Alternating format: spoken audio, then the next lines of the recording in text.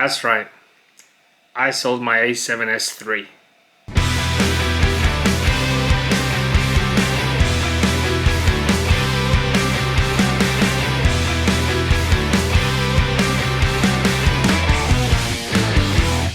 Good morning, good afternoon, good evening, wherever you may be.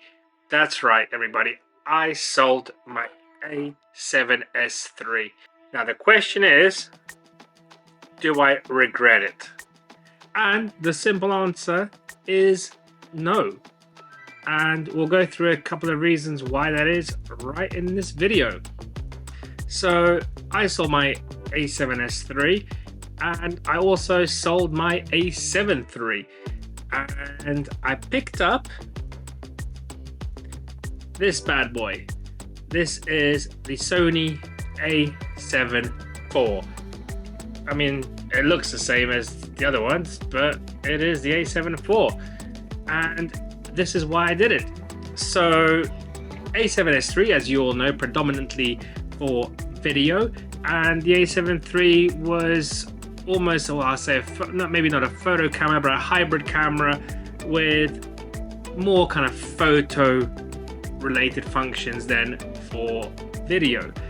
And I found myself very often traveling, and if you haven't checked my travel videos, go to my travel playlist and check them out. They're pretty good, if I do say so myself, and there's a shameless plug right there. But I found myself traveling with both camera bodies, and I use the A7 III for photos and the S3 for video and recording these types of travel vlogs. And again, all the lenses with that as well, and it just became a very hefty backpack to carry and pretty annoying to have one camera for photos, one camera for video, and so on. Now the A7 IV came out, and granted it came out a long time ago, but it was obviously not in supply because of the chip shortage, etc. But thinking about it, looking at the functions, well, from a camera standpoint and photography standpoint, it's got almost, well, half the amount extra megapixels, so 24 versus 32 or 33, I can't remember what it was. So megapixels are more, therefore more detail, the ability to crop in if I want to after the photo's been taken, so a big plus there. And then coming from the video side, well, 422 10-bit, okay, 422 10-bit, also like the A7S III, which is great, and I really enjoy 422 10-bit footage to edit because it's a dream to edit, and a Cinetone built in. So all I have to do now is carry this one camera with me and use it for photo and video. The other benefit of the A7 IV is this dial right over here, which for the first time, I believe, in Sony's history, we have not only just 3 memory settings, but those 3 are separate for video and for photos. So I can save 6 settings in total on the basic level, because there's options to do more, and quickly change the settings to what I need, which is great. And flicking or turning a little dial compared to taking the camera, moving, taking the lens off, putting a lens on, it will just save me hassle. It will make me take more photos, film more, because I won't have that annoyance of changing cameras and lenses all the time from one to the other, which is fantastic. Now, I know what all of you are saying, and you're going to put down in the comments below, what about the crop? And yes, the crop is there. Now, here's my workaround.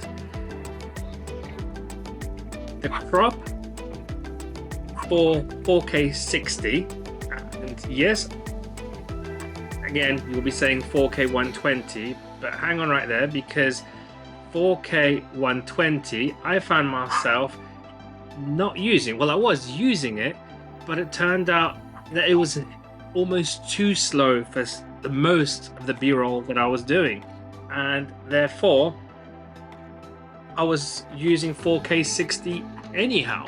So not having 4K 120 didn't make a difference anyway, because I was finding that most of the time I'm either doing 4K 60 or I'm doing 4K 120 and it's just too slowed down for what I need, and I don't actually need the 120 frames per second.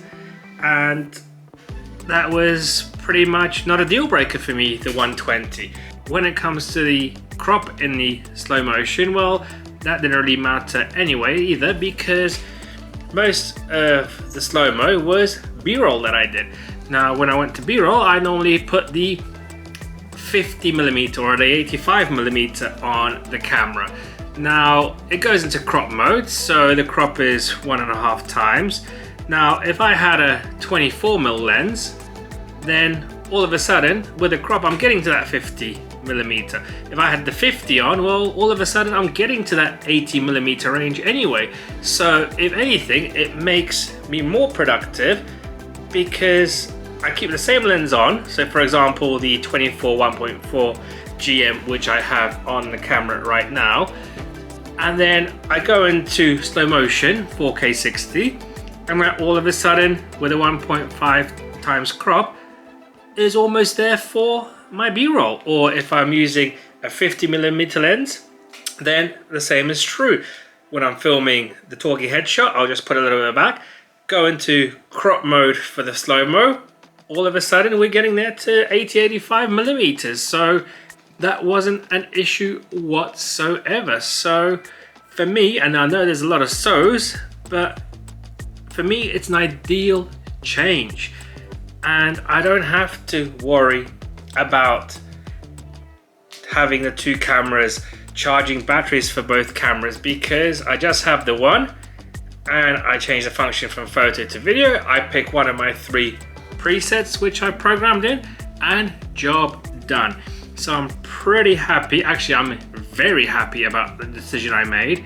And you know, if you're looking, or if you were looking, or if you are looking and the market to get yourself an A7S III, just because everyone's got one and that's the hype, then do reconsider and check out the specs and think about it for a second if you do really need all those functions which the A7S III has. Because like I said, I don't need all those functions, and for photography I even have better specs on this camera. Not only that, but here's something I noticed. The video footage in 4K, normal 24, 25p, whatever you want to say, for me is much crispier than the footage I got from the A7S III.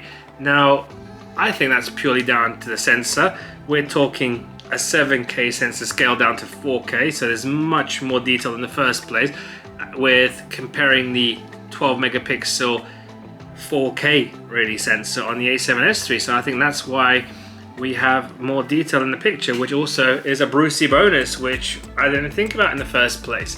So there you have it. Put down in the comments what camera you have and why you like it so much, or if you're looking to upgrade. Don't forget the hashtag. Let's get a hashtag rolling. I'll put the hashtag somewhere over here or here, and I'll catch you in the next one, everybody. Goodbye for now.